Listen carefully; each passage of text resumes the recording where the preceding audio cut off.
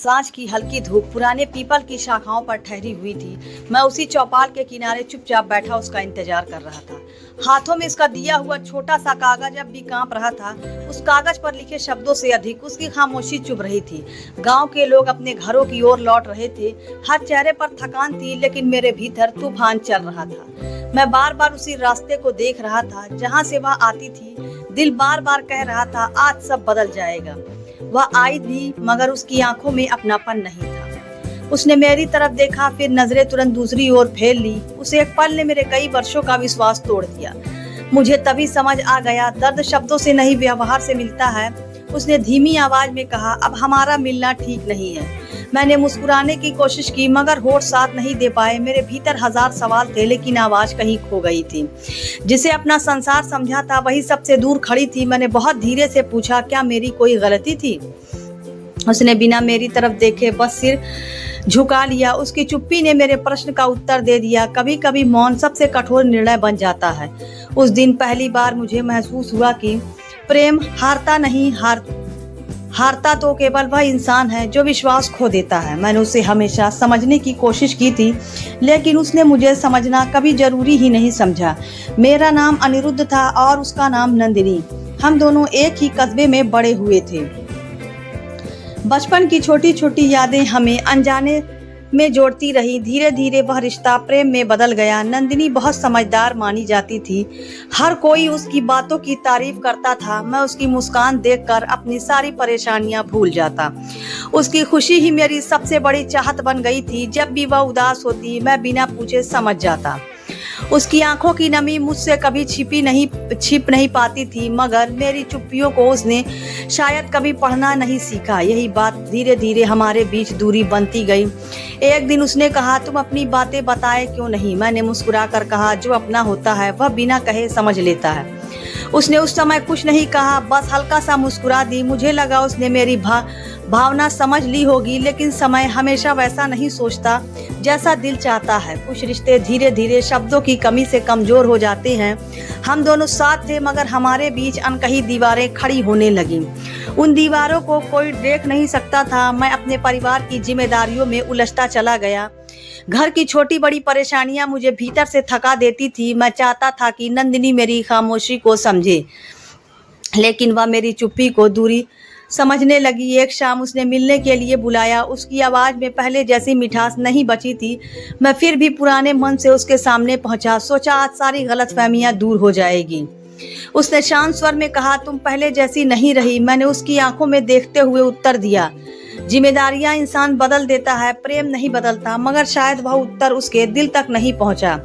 उसने कहा, तुम्हारे पास अब मेरे लिए समय नहीं है। मैंने कहा, समय कम हुआ है, अपनापन नहीं। उसने मेरी बात पूरी होने से पहले ही मुंह फेर लिया। उसी क्षण मैंने पहली बार असहाय होना महसूस किया। उस रात मैं बहुत देर तक जागता रहा। बार बार सोचता रहा कि कहाँ कमी रह गई। जिस रिश्ते को सच्चाई से सींचा था, वह सूख क्यों रहा था? हर उत्तर मुझे उसी की आंखों में दिखाई देता था। अगले कई दिनों तक उसने कोई संदेश नहीं भेजा। मैंने भी उसके निर्णय का सम्मान करना उचित समझा। प्रेम कभी जबरदस्ती नहीं मांगा जा सकता, उसमें केवल प्रतीक्षा और विश्वास ही हो सकता है। कुछ दिनों बाद मुझे पता चला कि लोग हमारे बारे में बातें कर रहे थे। किसी ने नंदिनी से मेरी झूठी शिकायतें की थी।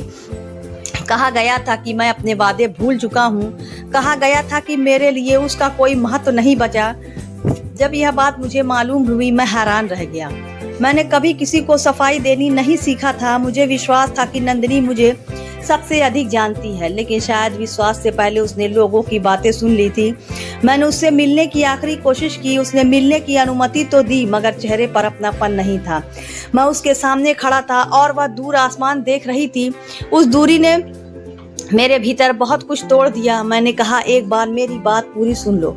उसने शांत स्वर में कहा, अब सुनने से क्या बदल जाएगा? मैं उत्तर दिया, सच कभी देर से नहीं आए बदल देता है। उसने फिर भी अपने मन का दरवाजा नहीं खोला। मैंने जेब से वह छोटी डायरी निकाली। उसमें हमारे हर छोटे सपने लिखे हुए थे। हर त्योहार, हर मुलाकात और हर अधूरी इच्छा दर्ज थी। मैंने वह डायरी उसके हाथ में रख दी। उसने कुछ पन्ने पलटे और फिर बंद कर दिए। उसकी आंखें पल भर के लिए भर आई, लेकिन अगले ही क्षण उसने अपने मन को कठोर बना लिया। शायद अहंकार और संदेश साथ खड़े थे। मैंने धीरे से कहा, तुम मुझे समझ सकती थी, लेकिन तुमने दूसरों को सुनना ज्यादा आसान समझा। मैंने तुम्हें कभी रोका नहीं, कभी बांधा नहीं, बस इतना चाहा था कि तुम मुझ पर विश्वास रखो। नंदिनी ने पहली बार मेरी ओर गहराई से देखा। उसकी आंखों में कई अनकहे प्रश्न तैर रहे थे, होठ कांप रहे थे, मगर शब्द बाहर नहीं आ रहे थे। उसे शायद पहली बार अपनी चुप्पी का बोझ महसूस हुआ। उसी समय चौपाल के पास से एक बुजुर्ग गुजरे। उन्होंने हमारी ओर देखकर केवल एक बात कही, जिस रिश्ते में सुनने से पहले निर्णय हो जाए वहाँ प्रेम नहीं, केवल भ्रम बचता है। उनके जाते ही चारों ओर फिर सन्नाटा फैल गया। मैंने नंदिनी की आंखों में आखिरी बार देखा। वह कुछ कहना चाहती थी, लेकिन बहुत देर हो चुकी थी। मैंने मुड़कर धीरे धीरे वहाँ से चलना शुरू कर दिया। उस दिन मैं पीछे मुड़कर नहीं देखा। कदम भारी थे, लेकिन आत्मसम्मान ने उन्हें रुकने नहीं दिया। दिल बार बार चाहता था कि वह मुझे पुकार ले, मगर हर कदम के साथ उसकी खामोशी और गहरी होती गई। पीछे खड़ी नंदिनी मुझे जाते हुए देखती रही। उसकी आंखों में पहली बार बेचैनी साफ दिखाई दे रही थी। जिस विश्वास को उसने अनसुना किया था वही उसे भीतर से कचोट रहा था। लेकिन कुछ निर्णय देर से समझ आते हैं। मैंने अपने मन को समझाया कि सच्चा प्रेम मांगा नहीं जाता। जिसे हर बात का प्रमाण देना पड़े वह रिश्ता थक जाता है। मैंने अपने आंसू किसी के सामने नहीं बहाने दिए। दर्द को अपने भीतर ही शांत करना सीख लिया। दिन धीरे धीरे बीतने लगे और मौसम बदलने लगा। मैं अपने काम में पहले से अधिक मन लगाने लगा। हर सुबह नई उम्मीद लेकर निकलता था। हर शाम खुद को थोड़ा और मजबूत पाता था। गांव के लोग अब मेरे बदले हुए स्वभाव की चर्चा करते। किसी ने कहा समय ने उसे बदल दिया, किसी ने कहा वह पहले से अधिक शांत हो गई, लेकिन कोई भी मेरे भीतर की खामोशी नहीं समझ पाया। उधर नंदिनी का मन भी चैन से नहीं था। उसे बार बार मेरी कही हुई बात याद आती थी। वह हर उस पल को याद करती थी जब मैंने बिना शिकायत उसके लिए अपना समय छोड़ा था। एक दिन उसने अपनी पुरानी संकुची खोली। उसमें वही छोटी डायरी रखी थी। इस बार उसने हर पन्ना ध्यान से पढ़ा। हर शब्द में उसे अपना ही चेहरा दिखाई दिया। एक पन्ने पर लिखा था, प्रेम का अर्थ अधिकार नहीं विश्वास होता है। दूसरे पन्ने पर लिखा था, जो बिना कहे समझ ले वही अपना होता है। तीसरे पन्ने पर बस एक छोटी सी पंक्ति लिखी थी, यदि कभी तुम मुझसे दूर हो जाओ मैं फिर भी तुम्हारी भलाई चाहूँगा। डायरी बंद करते ही उसकी आंखों से आंसू बह निकले। उसे पहली बार अपनी सबसे बड़ी भूल समझ आई। उसने दूसरों की बातों पर भरोसा कर लिया। जिसने कभी झूठ नहीं बोला उसी पर संदेह कर लिया था। अगली सुबह वह मुझे ढूंढते हुए चौपाल पहुंची। मैं वहीं बैठा बच्चों को पढ़ाना सिखा रहा था। मेरे चेहरे पर पहले जैसी बेचैनी नहीं थी। उस समय ने मेरे घाव पर धैर्य का मरहम रख दिया था। बच्चों के जाने के बाद वह धीरे धीरे मेरे पास आई। उसकी आवाज़ कांप रही थी और नज़रें झुकी हुई थीं। वह कुछ क्षण तक कुछ भी नहीं बोल सकी। शायद पछतावे के शब्द सबसे कठिन होते हैं। उसने धीमे स्वर में कहा, मुझसे बहुत बड़ी भूल हो गई। मैं तुम्हें समझ नहीं सकती थी, लेकिन समझना नहीं चाहती थी। मैंने विश्वास से पहले लोगों की बातें सुन ली। क्या तुम मुझे एक बार क्षमा कर सकते हो?